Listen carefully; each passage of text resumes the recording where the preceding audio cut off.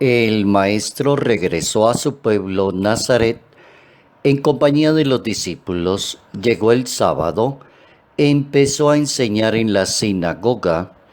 La multitud que lo escuchaba se preguntaba asombrada de dónde saca todo eso, qué sabiduría que le han enseñado, los milagros de sus manos.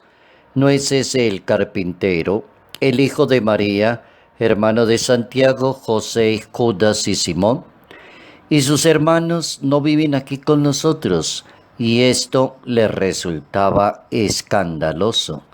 Evangelio según San Marcos, capítulo 6, versos 1 al 6. Qué complicado es entender el misterio de Dios. Cantidad de personas no consiguen entender el misterio de Dios que envuelve la persona de Jesús de Nazaret. Para un judío es imposible que este Señor, con tanto poder y tanta sabiduría, sea Dios, sea el Mesías, sea el Salvador. No pueden distinguir una cosa de la otra. Ha llegado un gran profeta a la vida de la comunidad. Notas amables. A la palabra de Dios, miércoles 5 de febrero, año 2020. ¿Cómo entender el misterio de Dios en la persona de Cristo Jesús? Para poder hablar de Dios no podía ser igual a los demás. Esa era como la cláusula en la mente del mundo judío en los tiempos de Jesús. Esta persona no puede hablar de Dios, no podía ser igual a los demás a la vez. Una persona para poder hablar de Dios tiene que ser totalmente diferente a los demás. ¿Cómo hace una persona para evangelizar, para profetizar, para ejercer el ministerio sacerdotal, para vivir la vida consagrada en medio de la comunidad, cuando la comunidad cree que esa persona no puede sencillamente hablar de Dios si no logra ser totalmente diferente a los demás? Como quien dice, no tiene familia, no tiene hermanos, no tiene lugar, no tiene procedencia. Decían los judíos, ¿no es este el hijo de María, hermano de Santiago, José, Judas y Simón? Conocemos las hermanas aquí entre nosotros. No puede ser posible que esta persona sea Dios, sea el Hijo de Dios, sea un gran profeta.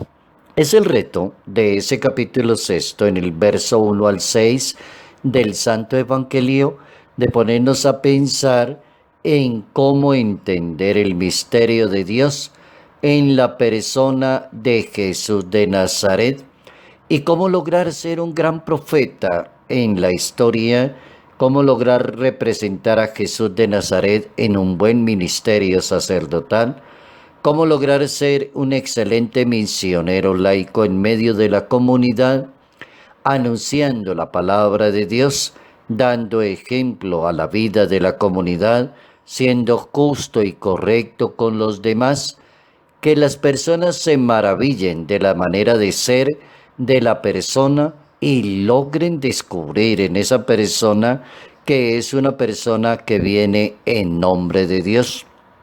Yo creo que el asunto va por ese lado. La iglesia necesita de muy buenos profetas y proclamadores de la palabra de Dios, de personas más sueltas y más entregadas a la vida de la comunidad, personas que tengan en su pensamiento y en su mentalidad que hacen las cosas para gloria de Dios y para el bien de la humanidad y no mezclan las cosas terrenales con los asuntos proféticos, como lo hicieron los judíos, mezclan una cosa con la otra. Cuando un asunto se mezcla con el otro, no da buen resultado y resulta eso una polémica o, como decía el Papa Francisco, la persona prefiere su orgullo, su vanidad, su manera de ser y entra en conflicto con lo que tiene que anunciar y predicar. La iglesia necesita que seamos profetas, decía el Papa Francisco en una homilía en la Casa Santa Marta un 17 de abril.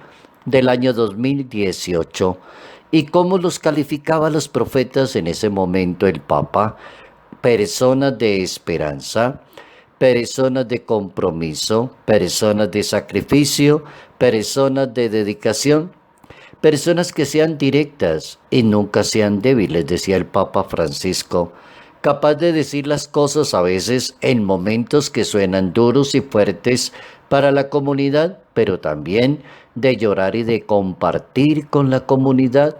Ese es un profeta y es el perfil del profeta delineado por el Papa Francisco para reconocer auténticamente a un profeta y no una persona salida del campo del profetismo, decía el Papa. Por ejemplo, una persona que se convierte en un juez crítico para las demás personas.